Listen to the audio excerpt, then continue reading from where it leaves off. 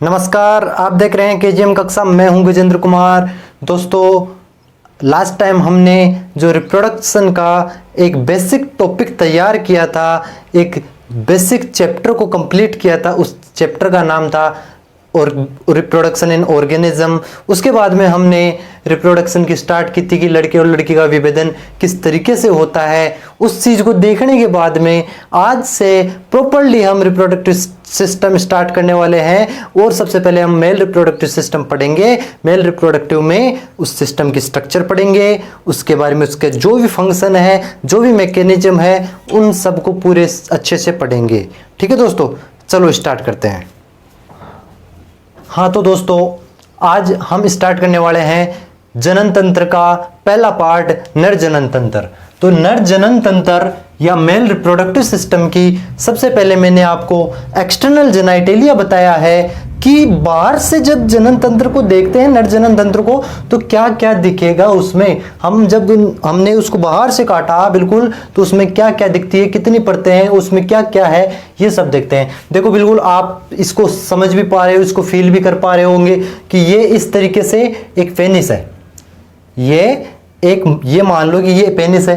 बिल्कुल आपका जो जनन तंत्र है, नर जनन तंत्र, उसमें बिल्कुल ये पेनिस है और इसके नीचे वृषण कोश है, जिनके अंदर वृषण लटके हुए हैं। तो उनमें क्या होता है, जब मैंने इसको काटा तो क्या इसका टीएस दिखेगा क्या, इसके अंदर ये वाला पोर्शन दिखेगा क्या आपको? तो ये वाला पोर्शन मैंने दिखाया है। तो ये बीच में क्या दिख रहा है आपको? पेनिस दिख रहा है। इस पेनिस के अंदर 3 कोड हैं, 3 नलिकाएं दिखा रखी होगी मैंने।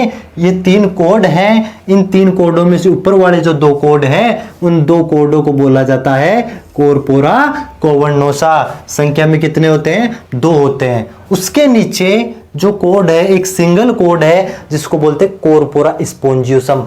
ये कैसा होता है? एकल होता है, सिंगल होता है। और सबसे विचित्र बात, सबसे महत्वपूर्ण बात यह है कि जो हमारा मूत्र मार्ग होता है, वो इन तीनों कोडों में से इस कोरपोरा स्पोंजियोसम के मध्य से गुजरता है। हमारा जो मूत्र मार्ग है वो कोरपोरा स्पोंजियोसम से बीच में से गुजरता है। उसके बाद में हम इसकी लेबलिंग देखते हैं कि इसके चारों तरफ कौन कौन से मसल्स है, कौन कौन से ये कहाँ से आता है। तो सबसे पहले तो मैं आपको बताऊं कि जो गर्भावस्था के 7वें महीने में ये वृषण है, वृषण कोष में उतरते हैं। कहाँ से उतरते हैं? क्या जन्म से ये यहाँ पे नहीं रहते हैं? बिल्कुल नहीं रहते हैं। जन्म से जब माँ के पेट में होता है बच्चा, उस वक्त ये रहते हैं उदर गुहा में। उदर गुहा से गर्भावस्था के 7वें महीने में ये वंक्षण नाल से होते हुए, कहाँ से? वंक्षण नाल या इंग्यूनल कैनाल से होते हुए इस स्क्रोटम या वृषण कोष में उतरते हैं। क्यों, क्या जरूरत पड़ गई थी इनको उतरने की?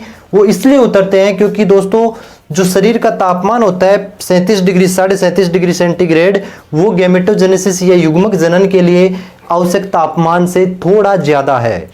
जो युग्मक जनन के लिए जितना आवश्यक तापमान है, जितना अनुकूलतम तापमान है, उस तापमान से थोड़ा ज्यादा तापमान है किसका? हमारे शरीर का। तो प्रकृति ने क्या किया, जहां पर शुक्राणुओं का निर्माण होगा, उन शुक्राणुओं के उन अंगों को उन्होंने क्या किया, एक अलग से स्क्रोटम, एक अलग सी थैली में बांध के भेज दिया, जिसको बोला जाता है वृषण कोष। तो वंक्षण नाल जो क्या है, यहां पर वृषण उदर गुहा से गर्भावस्था के 7वें महीने में वंक्षण नाल से होते वृषण कोष में आते हैं। वृषण कोष में आ गए। वृषण कोष क्या है? बिल्कुल ये बाहर से जो दिख रहा है ना, वो वृषण कोष होता है। तो इस वृषण कोष में ये रोम युक्त होता है। मैंने आपको ये दिखा रखा है, लास्ट वाली जो बाहर वाली लेयर है, ये वृषण कोष है। इस वृषण कोष पर बाल या हेयर पाए जाते हैं, तो ये रोम युक्त होती है। और यहां पर आने की जरूरत इसीलिए पड़ गई थी क्योंकि गैमेटोजेनेसिस के लिए जो अनुकूलतम तापमान था वो शरीर के तापमान से कम था। तो वृषण कोष में नेचर ने हमारे को उससे कम तापमान दिया। तो वृषण कोष भाई साहब ऐसे नहीं होती, वो पतली सी त्वचा होती है ना, बहुत काम की होती है। अगर वो नहीं होगी तो आप बाप नहीं बन सकते हो, यहाँ पर हम पैदा नहीं हो सकते थे, क्योंकि उसके होने से ही उसमें शरीर का तापमान से 2 से 2.5 डिग्री सेंटीग्रेड कम तापमान होता है। वृषण कोष में ताप कितना होता है? शरीर के ताप से 2 से 2.5 डिग्री सेंटीग्रेड कम होता है। कई बच्चे ये समझते हैं कि सिर्फ 2 से 2.5 डिग्री सेंटीग्रेड होता है, लेकिन ऐसी बात नहीं है। ये ताप होता है शरीर के तापमान से 2 से 2.5 डिग्री सेंटीग्रेड कम होता है। मतलब अगर 37 डिग्री सेंटीग्रेड आपका बॉडी टेम्परेचर है तो यहां पर वर्ण कोश में तापमान रहेगा लगभग 35 डिग्री सेंटीग्रेड, 35.5 34 डिग्री सेंटीग्रेड। और वो तापमान होता है जो कि वर्ण के अंदर शुक्राणुओं के निर्माण के लिए आवश्यक होता है, अनुकूलतम तापमान होता है। तो शरीर के ताप से 2 से 2.5 डिग्री सेंटीग्रेड कम होता है, जो किसके लिए, युग्मक जनन के लिए क्या है, आवश्यक है। दोस्तों युग्मक जनन के लिए आवश्यक है। इस वर्ण कोश के अंदर की तरफ चलते हैं हम, तो इस वर्ण कोश के अंदर एक पेशी का स्तर अपने को मिलता है। उस पेशी के स्तर को कहा जाता है डार्टोस पेशी। वर्ण कोश के अंदर वाली जो पेशी, उसके जस्ट अंदर है जो वर्ण जिससे आश्रित होते हैं, उसको बोला जाता है डार्टोस पेशी। दोस्तों वर्ण में 2 प्रकार का पेशी समूह पाया जाता है, एक डार्टोस पेशी होती है, एक क्रेमास्टर पेशी होती है। डार्टोस पेशी वर्ण को इस तरीके से लेबल करती है चारों तरफ से, और जो क्रेमास्टर पेशी होती है उदर गुहा से वर्ण को जोड़ती है। तो उदर गुहा से बिल्कुल ऐसे मैंने सीधी लाइनिंग दिखा रखी है, ये है कौन सी, क्रेमास्टर पेशी। और जो ये इसके चारों तरफ होती है ये वाली पेशी, ये वाली, इसको बोला जाता है क्या, डार्टोस पेशी। और डार्टोस पेशी का और क्रेमास्टर पेशी का क्या काम होता है दोस्तों ध्यान से सुनना। आपने फील की होगी कि सर्दियों में हमारे वर्ण कोश है वो सिकुड़ जाता है, और जो हमारे वर्ण कोश की जो पतली झिल्ली है, पतली जो मेम्ब्रेन है वो मोटी हो जाती है सिकुड़ करके बिल्कुल सर्दियों में, और ऊपर चढ़ जाते हैं।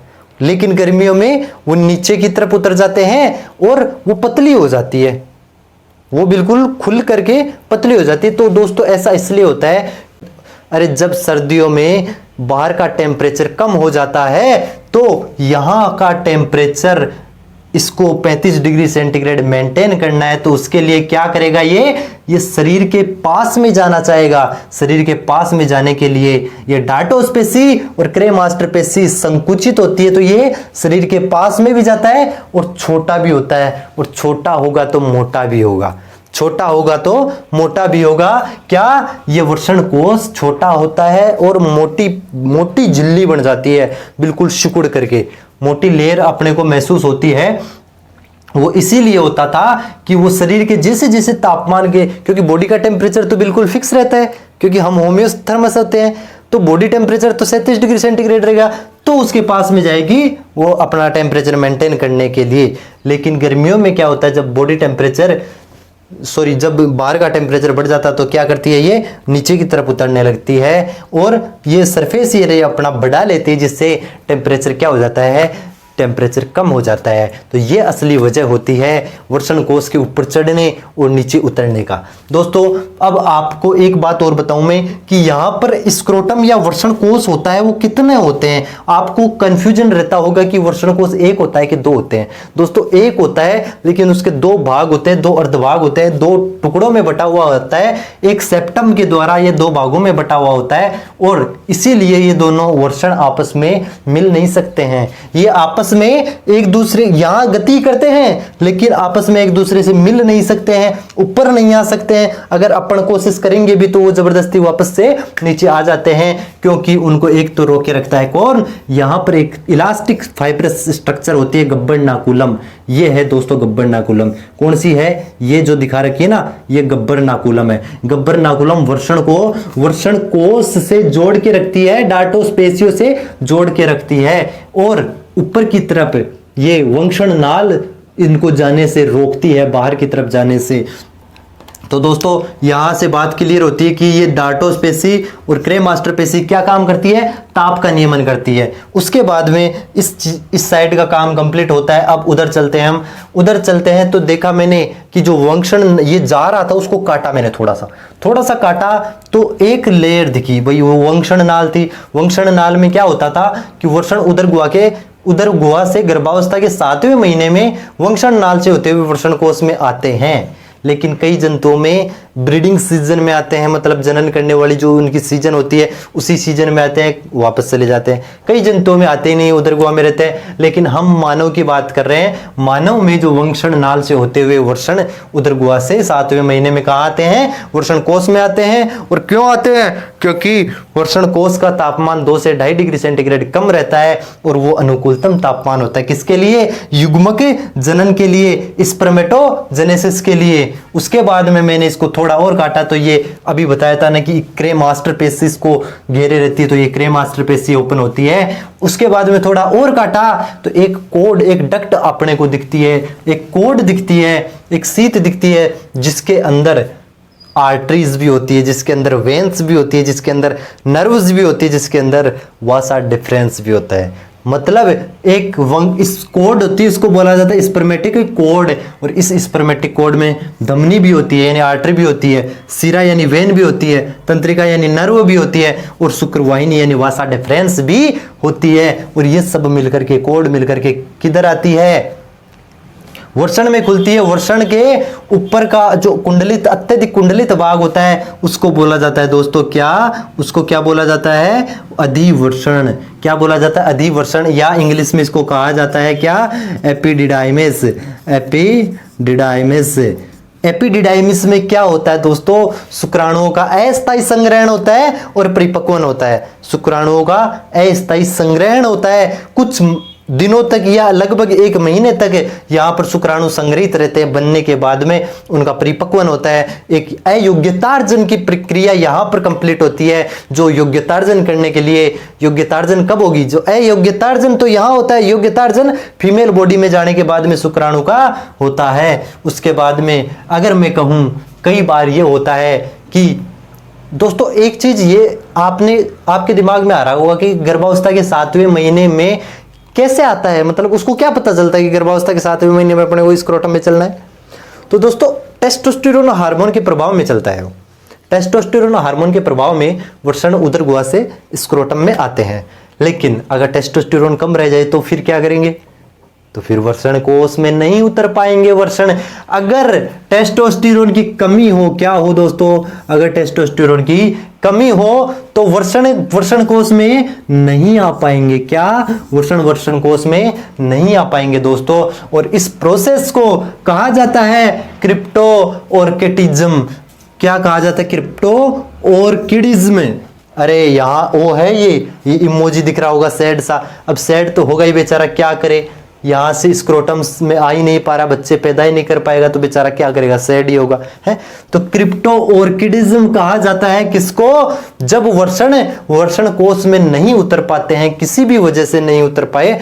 लेकिन मानव में वृषण कोश में उतरने की एक मेन वजह, ये ना उतरने की मेन वजह होती है टेस्टोस्टेरोन हार्मोन की कमी होना। अब भाई साहब अगर नहीं उतर पाएंगे तो फिर तो वो तो उदास बेटा है, उसको उपचार देंगे तो वो खुश हो जाएगा। तो क्या करेंगे हम? इसका उपचार बताएंगे। इसका उपचार क्या है भाई? अगर नहीं आ पा रहे तो सर्जरी करके ले आएंगे, जबरदस्ती ले आएंगे भाई साहब, आना पड़ेगा आपको, बच्चे पैदा करना पड़ेंगे आपको। तो आर्कियोपेक्सी उस प्रोसेस को बोला जाता है। अगर नहीं आ पाते हैं, मतलब क्रिप्टो ऑर्किडिज्म है, तो उसको उपचार क्या होगा? आर्कियोपेक्सी होगा। आर्कियोपेक्सी क्या होता है कि अगर कोई वृषण कोश में नहीं उतर पाता है तो उसे सर्जिकल मेथड के द्वारा, सर्जरी के द्वारा कहाँ ले आएंगे अपन? वृषण कोश में आएंगे। तो क्या? सर्जरी से लाएंगे। आर्कियोपेक्सी में सर्जरी से लाएंगे। लेकिन अगर सर्जरी से लाने लायक भी नहीं हो तो क्या होगा? अगर सर्जरी से लाने लायक भी नहीं हो तो क्या होगा? किसी वजह से अगर सर्जरी से नहीं ला पाए तो क्या उनको उदर गुहा में छोड़ दे? क्या? बिल्कुल नहीं छोड़ सकते हैं। हो सकता है वहां पर वो कैंसर डेवलप कर ले, हो सकता है वहां पर कैंसर उत्पन्न कर ले। इसलिए हम क्या करते हैं? वहां से उनको काट के बाहर निकाल लेते हैं। और अगर लाने में लायक नहीं है, लाने में सक्षम नहीं है, या लाने लायक नहीं बचे हैं वृषण, तो क्या करेंगे? उनको काट करके अलग कर देंगे। और इस प्रोसेस को बोला जाता है दोस्तों, इस प्रोसेस को बोला जाता है ऑर्किडेक्टोमी। बेचारा बहुत ही परेशान है, बहुत सैड है ये, क्योंकि ये जिंदगी में कभी भी बाप नहीं बन सकता है। क्यों नहीं बन सकता है? क्योंकि इसके अंदर शुक्राणु बनेंगे ही नहीं। अरे क्यों नहीं बनेंगे? क्योंकि इसके तो वर्षण को ही हमने निकाल के बाहर रख दिया है। अरे समझ में आया क्या कुछ दोस्तों?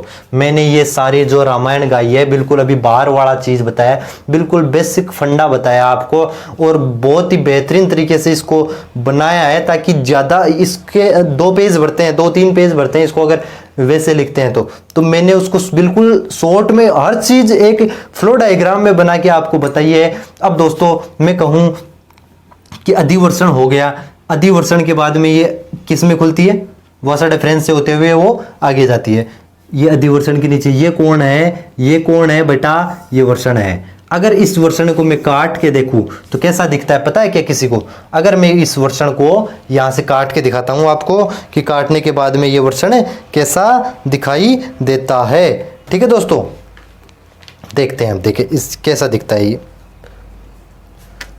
ये बिल्कुल ऐसा सा दिखेगा।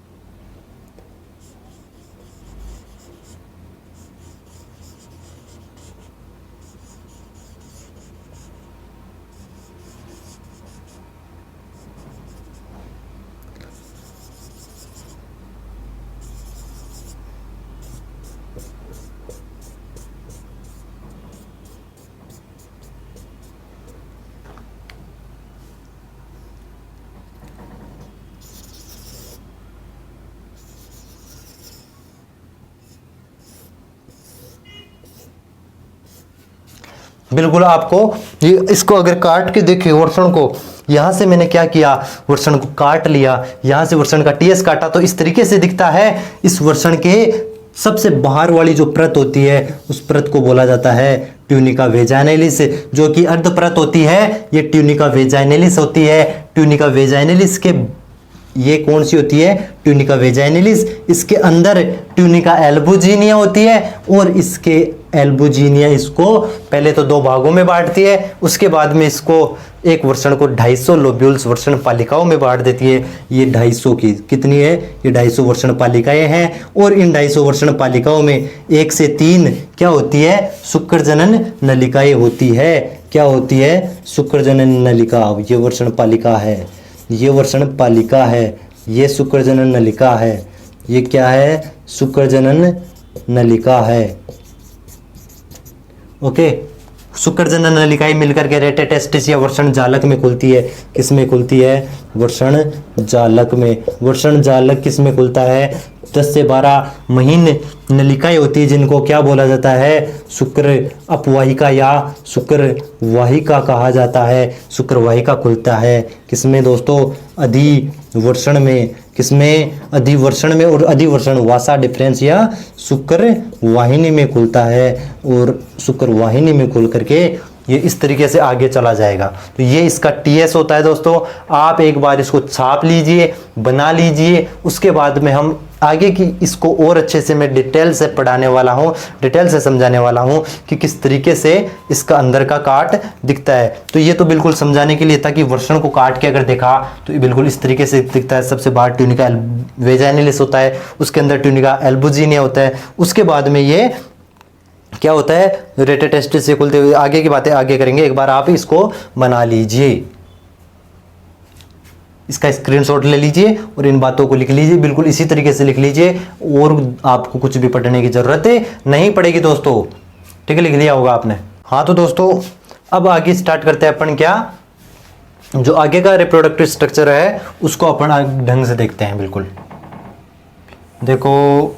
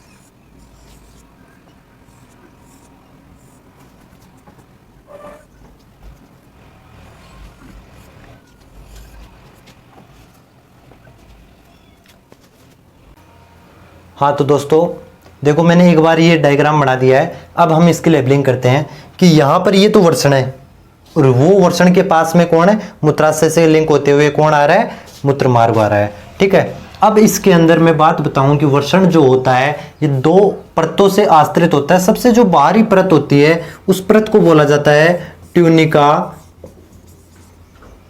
वेजाइनलिस,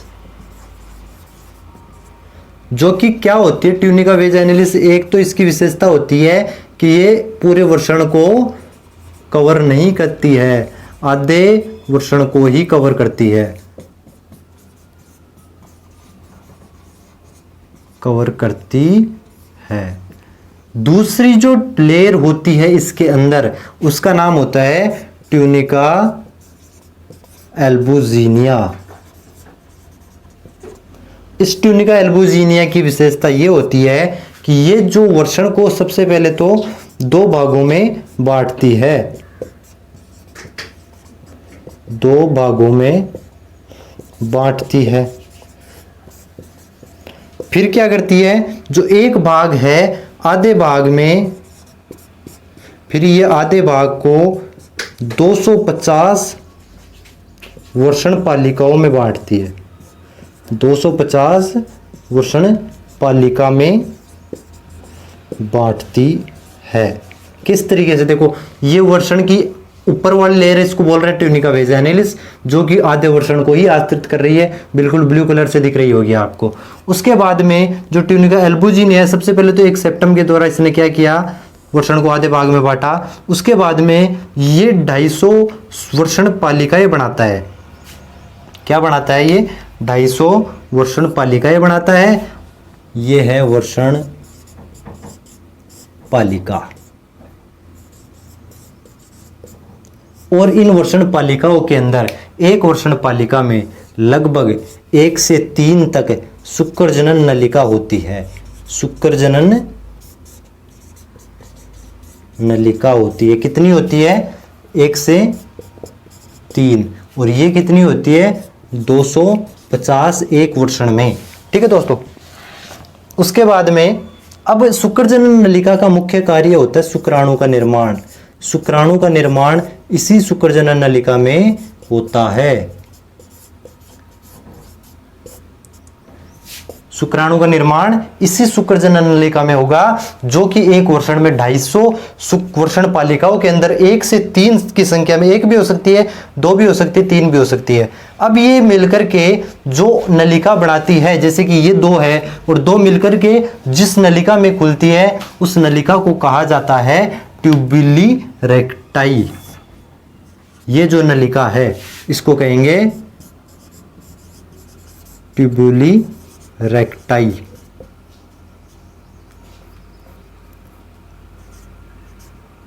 ट्यूबुली रेक्टाई, ये जब शुक्रजनन नलिकाएं मिलकर के कॉमन जो डक्ट बनाती है उसको ट्यूबुली रेक्टाई कहते हैं। और सारी ट्यूबुली रेक्टाई मिलकर के एक जाल में खुलती है, उस जाल का नाम होता है दोस्तों वर्षण जालक। जाल नुमा संरचना है जिसको कहा जाता है क्या, वर्षण जालक। और ये वर्षण जालक 10 से 12 महीन नलिकाओं में खुलता है, जिसको कहते हैं क्या, शुक्र। इस 10 से 12 महीन नलिकाओं को शुक्र वाहिका कहा जाता है। क्या कितनी होती है, 10 से 15 की संख्या में होती है। 10 से 15 महीन जो शुक्र नलिकाएं हैं उनको कहा जाता है शुक्र वाहिका या शुक्र अपवाहिका या वासा एफ्रेंसिया। और ये वासा एफ्रेंसिया खुलती है किसमें दोस्तों, अधिवर्षण में। किसमें, अधिवर्षण में। और अधिवर्षण जब नीचे चल करके खुलता है किसमें, शुक्र वाहिनी में। शुक्र वाहिनी में अधिवर्षण खुलेगा। अधिवर्षण का एक काम मैंने आपको बताया था कि यह शुक्राणुओं को परिपक्वन कराता है और अस्थायी संग्रहण करता है। और इसकी कुंडलन अत्यधिक कुंडलित संरचना होती है, ऊपर की तरफ ज्यादा कुंडलित होती है, जैसे जैसे नीचे की तरफ आती है कुंडलन कम होता जाता है। तो उस आधार पर इसको ऊपर वाले पोर्शन को कहते हैं कैपट और नीचे वाले को कहते हैं कोडा और बीच वाले को कहते हैं बॉडी। ठीक है दोस्तों, तो ये अधिवर्षण है। अधिवर्षण खुलता है शुक्र वाहिनी या वासा डिफरेंसिया में। अब ये वासा डिफरेंसिया जाती है मूत्र वाहिनी कौन मूत्रवाहिनी से लूप बना के आती है। ये कौन है, ये है मूत्रवाहिनी है। ये दोस्तों मूत्रवाहिनी है। इसी मूत्रवाहिनी से शुक्रवाहिनी होते हुए लूप बनाते हुए नीचे की तरफ आती है। और इधर कौन है, ये जो है, ये संरचना जो मैंने आपको दिखा रखी है, ये है शुक्राशय। ये शुक्राशय है और ये मूत्राशय है। अब शुक्राशय के बीच में मूत्राशय कहाँ गया, ये पीछे की तरफ होता है, तो मैंने डॉट डॉट से दिखा रखा है आपको कि ये यहां से स्टार्ट हो रहा है, पीछे की तरफ है ये शुक्राशय और मूत्राशय आगे की तरफ रहता है, तो ये मूत्राशय है। मूत्राशय के जस्ट पीछे की तरफ रहता है शुक्राशय। ठीक है दोस्तों, अब ये शुक्राशय नलिका, ये कौन है, शुक्राशय से शुक्राशय नलिका और इधर से शुक्रवाहिनी मिलकर के एक फूले हुए भाग में खुलती है। इसको कहा जाता है एम्पुला। क्या कहा, एम्पुला। इस भाग को, फूले हुए भाग को एम्पुला कहा जाता है। और एम्पुला वाले आगे वाले भाग को कहते हैं, एम्पुला जिस भाग में, जिस नलिका में खुलता है, उस नलिका को कहा जाता है स्खलन नलिका या इजाकुलेटरी डक्ट। स्खलन नलिका या इजाकुलेटरी डक्ट। अब ये जो मूत्राशय था, इसके पीछे की तरफ शुक्राशय थी, जो कि एक जनन ग्रंथि होती है, सहायक जनन ग्रंथि होती है, और इससे नीचे की तरफ चलते हैं तो यहाँ पर एक प्रोस्टेट ग्रंथि होती है। वो भी क्या होती है, सहायक जनन ग्रंथि होती है, प्रोस्टेट जनन ग्रंथि। क्या, प्रोस्टेट जनन ग्रंथि। और इसके नीचे एक ग्रंथि और होती है जिसका नाम है दोस्तों काउपर ग्रंथि। क्या, काउपर ग्रंथि। दोस्तों मैं आपके लिए हिंदी मीडियम का मैटर तैयार कर रहा हूं, इसको लाइक करो, शेयर करो। काउपर ग्रंथि या इसको कहा जाता है बल्बो यूरिथ्रल ग्रंथि भी कहते हैं। और इसके नीचे जो संरचना आती है उसको कहा जाता है पेनिस या शिश्न। इसको हम डिटेल से पढ़ेंगे, क्या स्ट्रक्चर होती है, कैसी प्रोसेस होती है, किस तरीके से काम करता है, कब काम करेगा, दिमाग का क्या रिलेशन होता है, यहाँ से हर चीज देखेंगे। इस पेनिस के जो अगला भाग होता है, फूला हुआ भाग होता है, उस फूले हुए भाग को कहा जाता है दोस्तों ग्लांस पेनिस। और इसके बाहर की तरफ जो लेयर होती है, इस ग्लांस पेनिस से के बाहर एक फोल्डेबल स्किन होती है, एक यहाँ से इसको ढकने वाली, और इसके इरेक्शन या उत्थान के समय ये कवरिंग है, ये बाहर पीछे की तरफ हो जाती है, उसको बोला जाता है प्रीप्यूज या फोरस्किन। प्रीप्यूज या फोरस्किन। और दोस्तों इसी के अंदर एक ग्लैंड पाई जाती है, टाइसन ग्लैंड इसके अंदर पाई जाती है, जो यहाँ पर एक वाइट कलर का एक पदार्थ स्रावित करती है, जिसको बोला जाता है स्मेग्मा। ये प्यूप्यूज या फोरस्किन इसके स्किन है, इसको फोल्डेबल स्किन है, इसके अंदर एक ग्लैंड पाई जाती है, एक ग्रंथि पाई जाती है, उसका नाम होता है टाइसन ग्रंथि। वो टाइसन ग्रंथि यहाँ पर एक वाइट कलर का, सफेद कलर का एक क्रिस्टल नुमा संरचना, क्रिस्टल तो नहीं कह सकते उसको, एक बिल्कुल सफेद कलर का एक संरचना, एक पदार्थ स्रावित करती है, जिसका नाम होता है स्मेग्मा। वो स्मेग्मा इन्फेक्शन फैलाता है, तो लोग इसको साफ कर लेना चाहिए टाइम पर, क्योंकि ये अगर इन्फेक्शन हो जाता है तो फिर इस प्रीप्यूज या फोरस्किन को काट के हटा दिया जाता है। और वैसे ये फोरस्किन या प्रीप्यूज को कई समुदायों में वैसे भी जन्म के समय भी काट दिया जाता है, लेकिन अगर इन्फेक्शन हो गया तो किसी भी समुदाय के व्यक्ति को ये काट देते हैं। ठीक है दोस्तों, अब मैं बात कर रहा हूं कि ये स्खलन नलिका है, ये स्खलन नलिका खुलती है कहाँ आकर के, ये खुलती है जो प्रोस्टेट ग्रंथि है, इस प्रोस्टेट ग्रंथि के बेस में खुलती है, इस प्रोस्टेट ग्रंथि के नीचे वाले आधारी भाग में खुलती है। तो अब इन मूत्र मार्ग ये होता है, फिर ये क्या है, ये मूत्र मार्ग है दोस्तों, मूत्र मार्ग। और मूत्र मार्ग को अंग्रेजी में कहा जाता है यूरेथ्रा। क्या कहा जाता है दोस्तों, यूरेथ्रा। और इसके बाहर की जो ओपनिंग है, उस बाहर की ओपनिंग को कहेंगे अपन यूरेथ्रल मिएटस, यूरेथ्रल मिएटस।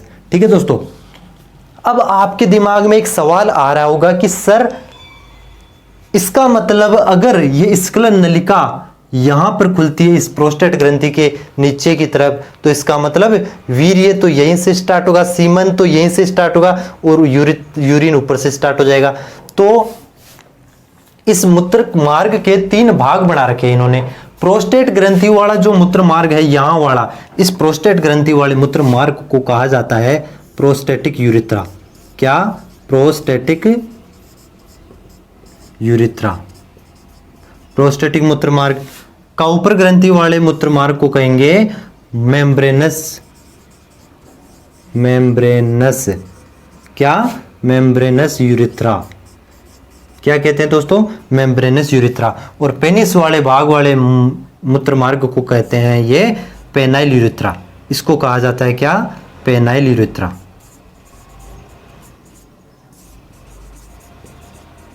अब सवाल यह आता है कि सीमन का ट्रांसफर किधर से होता है? उसमें ऑप्शन आएगा एक prostatic urethra, membranes urethra, penile urethra, तीनों से, दोनों से, किन से? तो आपको ध्यान होना चाहिए कि जो सीमन आएगा, सीमन तो यार शुक्राणु कहाँ बनेगा? शुक्राणु बनता है शुक्रजनन नलिकाओं में जो वृषण में स्थित है। यहां से स्टार्ट होगी, ये ट्यूबुली रेक्टाई से होते हुए आएगी रेटेटेस्टिस में, रेटेटेस्टिस से होते हुए शुक्रवाहिका में जाएगी, शुक्रवाहिका से अधिवर्षण में आएगी, अधिवर्षण से शुक्रवाहिनी में आएगी, शुक्रवाहिनी से ये शुक्राशय के साथ में मिलती है। शुक्राशय द्रव स्रावित करता है। सीमन का 60% भाग यहां से स्रावित होगा, वो एम्पुला में आकर के मिलते हैं और शुक्राणु और शुक्राशय द्रव आपस में मिलकर के सीमन बनाते हैं। उसके बाद में ये एम्पुला कहाँ आता है? नीचे की तरफ, ये इसके बेस में खुलती है आकर के।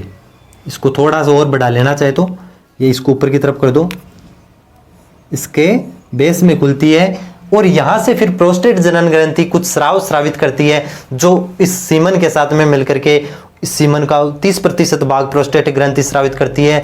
और जो काउपर ग्रंथि होती है वो काउपर ग्रंथि क्या करती है? लुब्रिकेशन या स्नेहकता प्रदान करती है। क्या करती है? स्नेहकता या लुब्रिकेशन प्रदान करती है। कब? जब सेक्सुअल एक्साइटमेंट के टाइम पर ये स्नेहकता या लुब्रिकेशन स्रावित करती, लुब्रिकेंट स्रावित करती है, जिससे यहाँ का चिकनाहट बना रहता है। ठीक है दोस्तों। उसके बाद में यहाँ से पेनिस से होते हुए ये बाहर यूरिथ्रल मेटस से चला जाता है। और आपको पता है कि जो यूरिथ्रा होता है वो पेनिस वीर्य यानी सीमन और यूरिन मूत्र का दोनों का कॉमन पथ होता है, जबकि फीमेल में ऐसा नहीं होता है, फीमेल में अलग अलग होते हैं। ठीक है दोस्तों, आ रही है बात समझ में? आपको कुछ डाउट है क्या? अब मैंने सारी चीजें पूरा ये चीज क्लियर कर दी, क्या क्या काम आता है, किस तरीके से ये आ रही है। शुक्राशय, ये चीजें और आगे लिखाएंगे अपन। शुक्राशय द्रव, ये जनन ग्रंथियों के बारे में आगे अलग से चर्चा करेंगे कि जनन ग्रंथियां क्या क्या करती है, सीमन कब बनता है, कौन बनाता है, ये सारी चीजें। एक बार मैं स्ट्रक्चर बता रहा हूं कि इसकी स्ट्रक्चर कैसे दिख रही है, उसका फंक्शन क्या होगा, मैकेनिज्म क्या होगी, वो हम आगे देखने वाले हैं। आप एक बार स्ट्रक्चर नोट कीजिए, उसके बाद में हम मैकेनिज्म देखेंगे। ठीक है दोस्तों, आप आज तो यही कंप्लीट कर लीजिए, आज हम यही कंप्लीट करेंगे। इसके बाद में हम आगे की जो भी मैकेनिज्म और फंक्शन है वो कंप्लीट करेंगे और उस पूरे चैप्टर को बहुत ही डिटेल से समझने वाले हैं हम। कोई भी डाउट हम आपको आने नहीं देंगे। तो आपको अगर हमारा अगर पसंद आ रहा है कंटेंट तो हमारे चैनल को सब्सक्राइब करो अगर नए हो तो, और अगर पुराने हो तो चैनल को सब्सक्राइब करो। सब्सक्राइब करवाओ, कर तो रखा है ना आपने, पुराने होंगे तो सब्सक्राइब कर रखा होगा। अगर चैनल को सब्सक्राइब नहीं कर रखा है तो कर लेना और अपने दोस्तों को भी शेयर करो, लाइक करो, हमारा भी मोटिवेशन बढ़े ताकि हम आपके लिए ऐसा ही कंटेंट और इससे भी ज़बरदस्त कंटेंट हिंदी मीडियम में ला सके। क्योंकि हम यार हिंदी मीडियम में पढ़े थे, हमारे को हिंदी मीडियम में मिलता नहीं था कंटेंट, फिर हमने संघर्ष करके इंग्लिश मीडियम में सीखा, उसके बाद में हम आपको हिंदी मीडियम में प्रोवाइड करवा पा रहे हैं। कई बच्चे होते हैं हमारे स्कूल में भी, कई बच्चे होते हैं जो बिल्कुल भी इंग्लिश नहीं आती है। हालांकि 1-2 साल कोचिंग करने के बाद में आपको इंग्लिश समझ में आने लग जाएगी, लेकिन अब की बात जो 12th पास करके गए हैं, नीट की तैयारी करना चाहते हैं और जो भी किसी भी कंपटीशन की तैयारी करना चाहते हैं तो उनको बिल्कुल इंग्लिश मीडियम समझ में नहीं आती है, तो उन सब के लिए मैंने हिंदी मीडियम में मैटर तैयार किया है। और ये तो एक ऐसा चैप्टर है जो हर वर्ग के, हर तबके के विद्यार्थी को देखना चाहिए, सीखना चाहिए, समझना चाहिए, जिससे आप एक गलत रास्ते में जाने से रुकोगे। ठीक है दोस्तों, इसको नोट कर लो, उसके बाद में हम कल स्टार्ट करते हैं आगे का टॉपिक। Okay, bye bye.